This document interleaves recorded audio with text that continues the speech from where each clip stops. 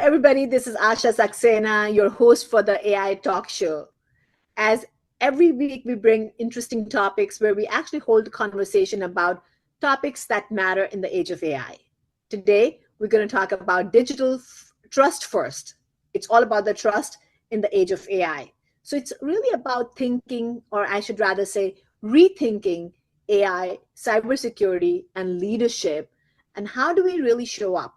What are the things we are thinking about, discussing, and implementing that is helping our organization become the digital trust first organization? Today, in this episode, we're going to have my dear friend, the chair of WLDA ACEP Council, which focuses on AI, cybersecurity, ethics, and privacy, Bharat Amin. Bharat, welcome to the show. Glad to be here, Asha. Now, Bharat, in addition to being the chair of WLDA ACEP Council, you also serve as a board member at the Aerospace Corporation and an advisor to several other organizations. I'm really glad that you said yes to the chair position for the ACEP Council, which actually leads very important charter within WLDA, within World Leaders Organization. Can you please talk a little bit about your role in WLDA and how are you leading this council? What is the charter and what is your priorities in this organization?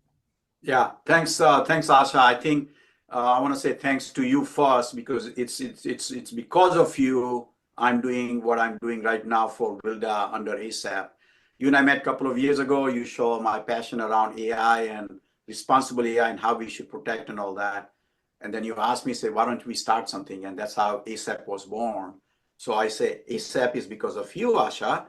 So the purpose of ACEP Council is, WLDA is committed to shaping a fair, transparent, secure digital future through responsible data and AI leadership. And we took this saying, our mission ought to be what kind of guidelines can we provide from our council members, which, by the way, three of them I can talk about are very super high CISO level. They're doing a lot of AI work. Rishad Alam, he works for Legal Renault. He's a CISO there. Raj Badwar also is he's a writer of 5 books and big person talking on CISO and talking on AI. And Alexandra Landegger, she's at RTX and also involved. So 4 of us right now, there are a couple of others, but 4 of us are really working on building this WLDA member guidelines for AI, cyber ethics, and privacy. We will have something to share in a few days. We're going to share it. But our purpose is that we want to provide, we're not creating something new. There's already published guidelines, frameworks. What we are doing is saying, what are the important guidelines and frameworks that we see in the industry that we can put them in a guideline book that we can give it out to WLDA members. So AI use guidelines we are going to have in our thing. We are going to have cybersecurity awareness, how to do it, how is ethical leadership in tech needs to play a role. So that's something that we want to do. We also want to have privacy and best practices. We're thinking about global regulations and how to be aware of those things. We want to talk about data leakage and proprietary data and local LLMs and things like that. And then what can we give to build a community guidelines? And we'll provide a lot of additional guidelines, resources that members can access. So that's our mission. We are working on it. We are in a storming age kind of stage right now. And then we'll be bringing things out for the greater WLDA. So, Bharat, what a great cause with this council. I think bringing these senior leaders together, I'm sure just not the experience of being together and do this knowledge share, which is incredible, but also be able to constantly research and see what's coming up. With AI changing so fast, I think there are so many more loopholes in this technology that you have to watch out for these hackers constantly. I was recently talking to a manufacturing firm, and they were talking about this acquisition they had, and they had deep fake where the CEO deep fake showed up asking for the money transfer. And here the controller was thinking, that maybe the whole transfer didn't go through, but luckily they contacted their boss to make sure that this was actually real. So the deep fakes and the security hacks are just getting more sophisticated as the technology is evolving. And when you think about it, it's not the first time that's happening. We've had data leaks with healthcare, financial services organizations in the past, and we hear these always on the news. And I think it's about having the right guidelines, having the right guardrails to have that in place so that you can at least control these. But from your work, you've been a CIO, you've been a leader for a large organization. From your work leading business technology and cybersecurity, especially at your last job at Huntington Ingalls in Industries in defense, what key principles should organization adopt today to build cyber resiliency as they integrate AI into critical systems? I think who best to ask a question like that than you, especially being in public sector, especially in defense. I think the security has to be super tight. So what is the lesson that we can learn from your experience? Even if it's a consumer product goods company or a financial company or a healthcare company, what are the lessons we can learn from your experience? Yeah, so Asha, as you know, I retired end of March 2023 from Huntington Ingalls Industries, retired as Executive VP and CIO. That was a position created for a short period, but it ended up being 3-4 years for me to bring things together. And knowing HII, we are the provider. Actually, the company designs, builds aircraft carriers and submarine nuclear submarines for Navy. So it's a paramount about as AI. Now, when I was there, AI was just starting up. But what I see now, what the company is doing, I think they're on the right path. But what I can say about cyber resiliency, because originally plan was to build cyber resiliency because we were doing digital transformation across the entire company, especially in Nippon shipbuilding. What I can say, treat AI as a double-edged sword, right? And the lessons I can say, from defense side, we have advanced systems. You can see these days, autonomous vehicles, predictive maintenance platforms. They offer strategic advantage, but they also introduce new attack surfaces. And that's what we need to worry about, because we need to worry about, at least in defense, we worry about our adversaries kind of thing. So the recommendation, I would say, incorporate security by design principles early in AI lifecycle, not as an afterthought, and assume AI can be exploited and model threat scenarios accordingly. So that's one aspect of it. I've also implemented, and I would say implement zero trust architecture with AI awareness on it. I mean, which is very key. Again, lessons from me was, segmentation and least privilege access were critical. So we got to make sure that we apply zero trust around it. Prioritize data integrity and where the origin comes from. You need to make sure that mission critical systems rely on trusted data inputs, because this is national security things that we are doing, right? You sometimes need to model the adversary, including AI-enabled threats. True. Sometimes you got to play the double-sided game in thinking like adversaries was essential to hardening the system. So it's like, how do you do those kind of things? I would also say, which again is picking up big time, is embedded cyber resilience into your AI governance framework. Most companies are doing that. In fact, I'm on a board of trustees at Aerospace Corporation, and they've done a fantastic job creating AI governance framework. So these are some of the things I would say. Building a digital supply chain defense mindset, because it's not just you, but in the front of you and the behind of you, the entire supply chain, you need to have a defense mindset, and treat AI vendors, model providers, the cloud-based ML platforms as part of your attack surface. So don't think that just because your supplier is using this, it's going to be safe. No, you got to use that as a. And then I would say, design for operational continuity and fail-safe modes.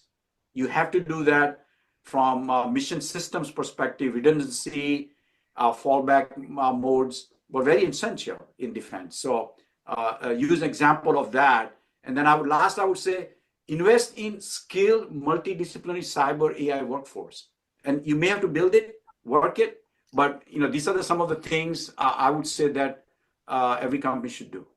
I love that it's about the people, having the right people, having the teams. But I like what you spoke about the process.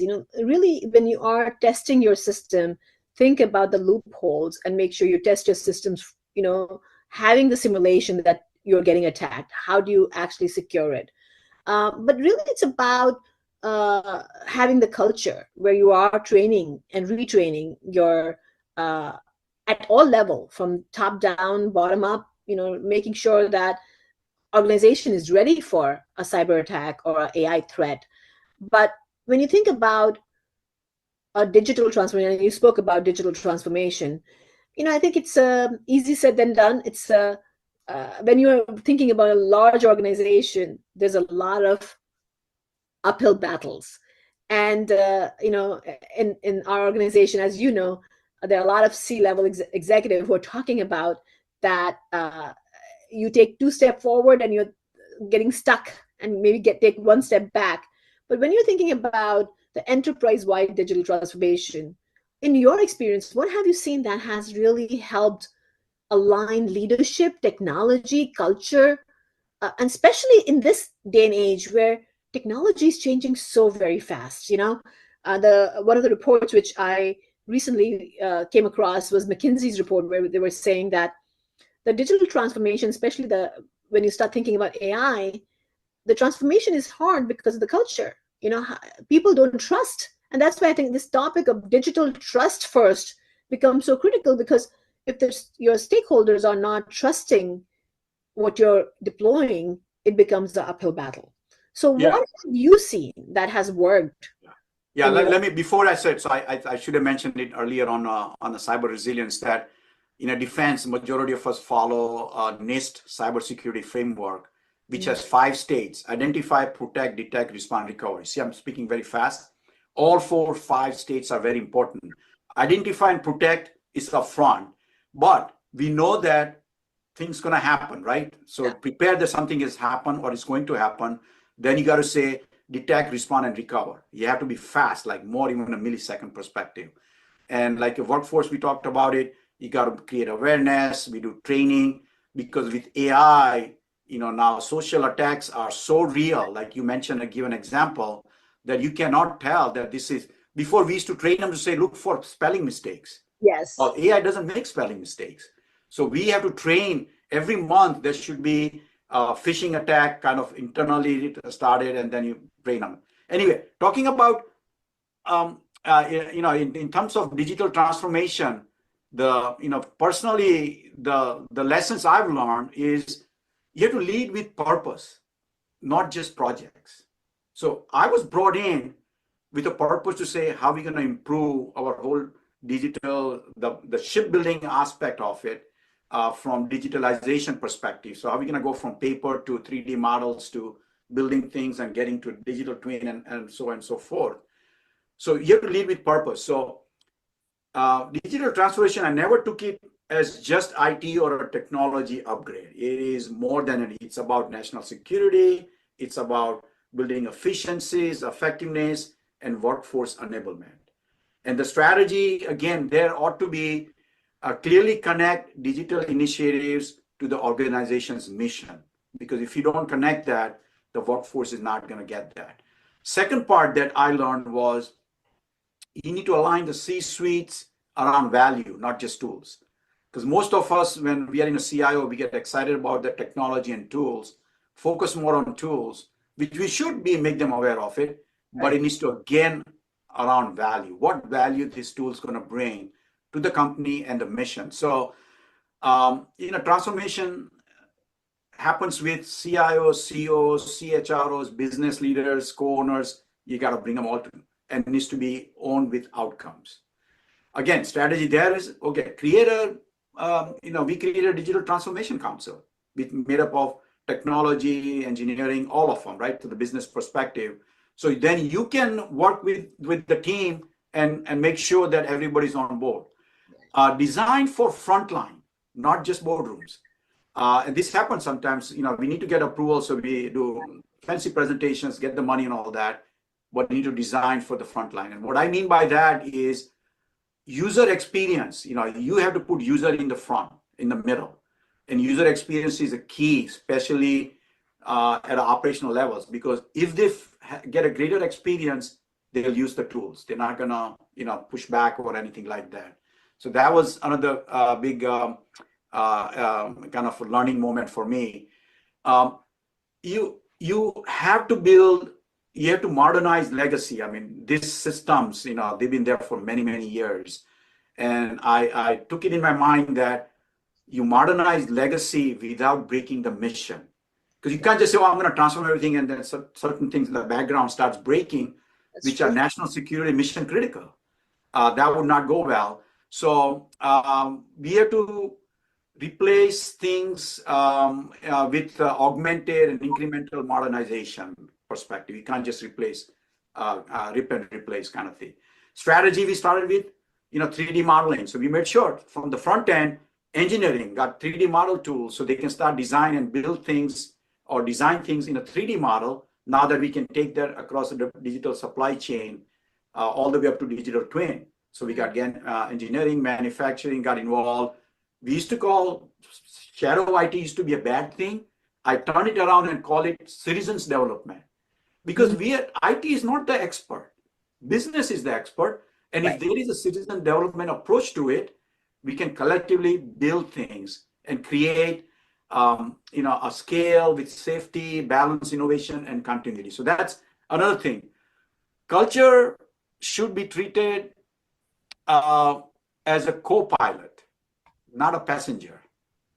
So you can't say, they're just going to follow us or whatever, right? So you have to really, real resistance was not technical. You got to make sure behavioral changes and all that needs to be brought along. So change management, storytelling, digital fluency training. I can tell you one of the things that we came up with, we created a 16-wheeler trailer, because a shipyard is 500 acres. We can't bring workers to a classroom. So we could take a trailer to them where they are, and inside there is a classroom and environments where they can learn from, as an example. Adopt a platform and data first mindset, right? Because you know how important data is. Right? Data and AI, you got to make sure that all that is done with data platform. So that kind of thing, empowering, you need to empower people, create champions at every level. It's not at the top or all at the bottom. You got to create at every level. So I think, and then last thing I would say, measure what matters. Because I've learned what gets measured gets done, right? So outcomes over activity. We don't want to just show busy and activity, but make sure there is an outcome driven. So that's how I think we was able to get the digital transformation going, and it's going in a super mode. Sometimes you have to go slow to go fast kind of thing. But these are the kind of things I came across, and it was a pleasant approach in doing transformation. I love what you said about making culture the co-pilot, making sure that the culture is critical and taking it to them. When you're training and when you're educating, you're going to them so that they don't have to make it, don't make it work for them. Make it easy for them to adopt and incorporate technology within their system. And also, I love instead of shadow IT, you made it citizen IT. Citizens development, yes. So engineers, manufacturing, they all can take part. These days with AI, code generation can be done, but you need those ideas and creativity, right? So I love that, because in a lot of organizations, when I'm working with them on the AI factor, the first thing they say is that we need to build champions, and in every department, a champion for AI that can help educate, be there to support and provide education. And I think the citizen mindset or champion mindset within the organization, so that you can actually scale, becomes really, really critical. But I have to say that in this day and age, a role of a CIO is not easy. It is evolving, it's changing. It's not just about the infrastructure. It's about really thinking about business first. As you said, outcome, results, measure, what you're producing, and really think about the value. You cannot sit on the sideline as a cost center, but you have to jump in to make sure that you're providing and adding value. I would love to hear your opinion on how you see the AI, the CIO role changing, and how do they make sure that there is a responsible, ethical AI adoption? You think about data, and you spoke about data. Data becomes really critical. The right data set, the way you're practicing your building your models, making sure that we are looking at the practices across industry. It doesn't matter if you're in healthcare, finance, CPG, public sector, but really thinking about responsible and ethical AI, and risk management. How do you see the role of CIOs, and especially in this evolving landscape?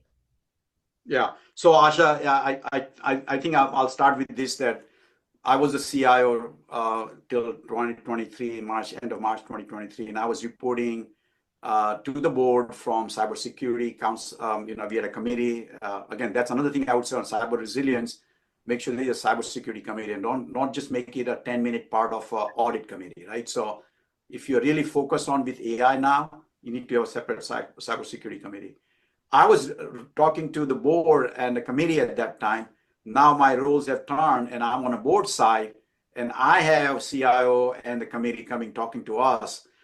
So I'm seeing the other side of it, and with AI, the role changing and evolving things happening. There's a saying: if CIO doesn't get on with AI, Yeah. they will bring a CIO with AI. Yes. So it's not the CIO role is going to go away. If you don't get involved now, they're going to bring somebody who's more aware of AI and the implications. So here's what I would start with. CIO evolving roles. I think the first and foremost has to be, we need to move from a technology owner to a trust steward. We have to build the trust, make sure that this is not about technology, it's about building trust. And why it matters? AI outcomes influence real decisions. Hiring, credit, safety, even military actions. So you need to become a trust steward. The shift has to be, a CIO is no longer just a tech integrator, but a guardian of digital trust. That's how I would put it up there. So that's, and what action can lead the development of AI governance framework with a focus on fairness, transparency, and explainability. So make sure these things you're able to do. So that's number one. Then I would say, this is my favorite. We used to be always a risk reactor.